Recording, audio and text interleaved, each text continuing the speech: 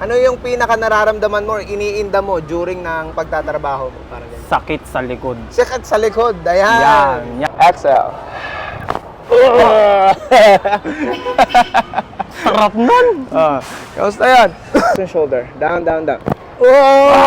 Sarap nun! Kamusta, sir? Anong pakiramdam? Sarap. Mas masarap pa sa masahe. Sarap gan sa pakiramdam. Yun. So, Rock Nation, nakakita na nga tayo ng pwedeng sampulan at na-approach natin ay si Sir Eric. Sir Eric. Ayan. Sir Eric, ay ano pong trabaho nyo ngayon?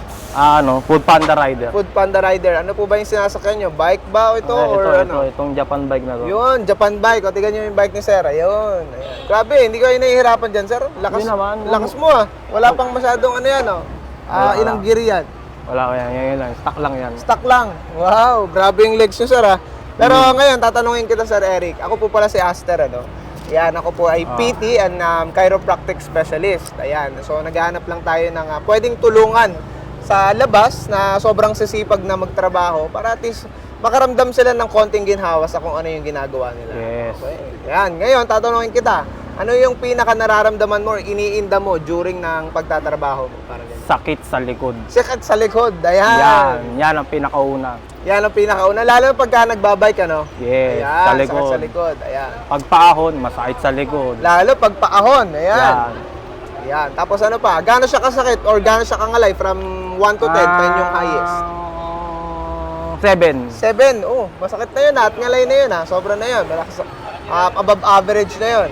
Okay, so ngayon titignan natin kung ano yung ituro mo sa akin. Okay lang kung nasaan? Part? Hindi ko matukoy. Basta likod talaga. Basta likod. Mm. O sige, magkakaroon naman tayo ng physical examination. Sige, Okay, sige, kahit sige. quick lang para malaman ko kung ano talaga yung pinaka nagiging root cause bakit nagkakaroon ng pangangalay palagi. Ready Sige, ka na? sige. Sige. Ngayon, titignan natin ito. Yan, sige. Ganito ka.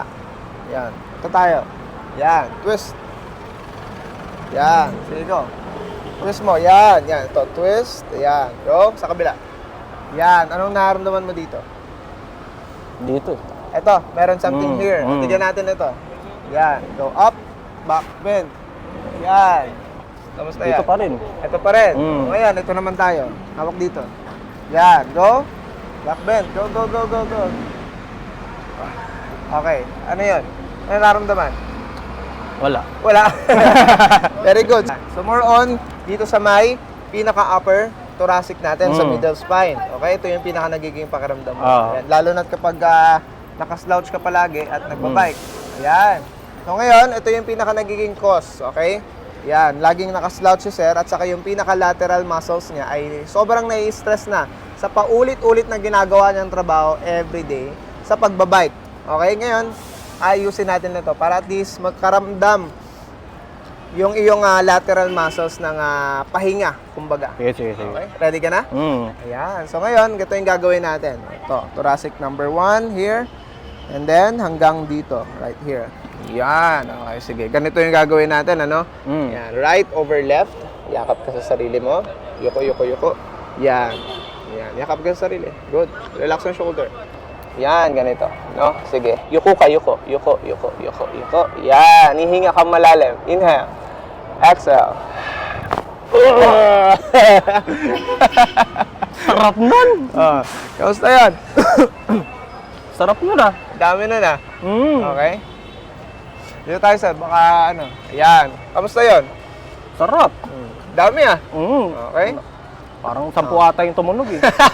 Ang dami. So, yun pa lang yung initial, ano, para makita natin kung ano yung pwedeng gawin. Ito yung next step. Sige, ganito tayo. Yan. So, dito naman tayo sa taas, ano. Hawak ako sa batok mo. Yan. Hawak ka sa kamay ko. Dito sa taas sa batok. Yan. Ibaba yung siko.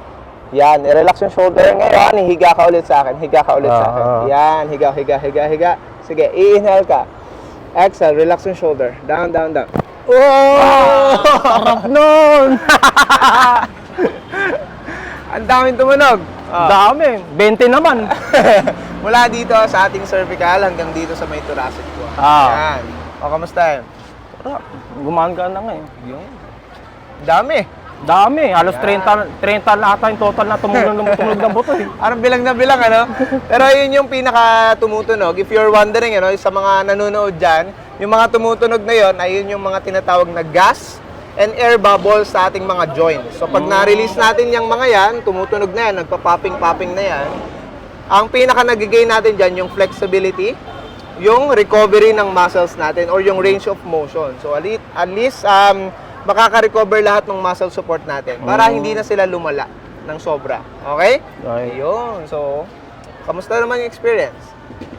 Sarap. Sarap. Kaya ko na Ngayon, bumakbak. last step sa pangatlo. Dito may na last tayo. pa? Ito, last. Ito. Sa ating cervical spine. Ayan. Dito sa leg.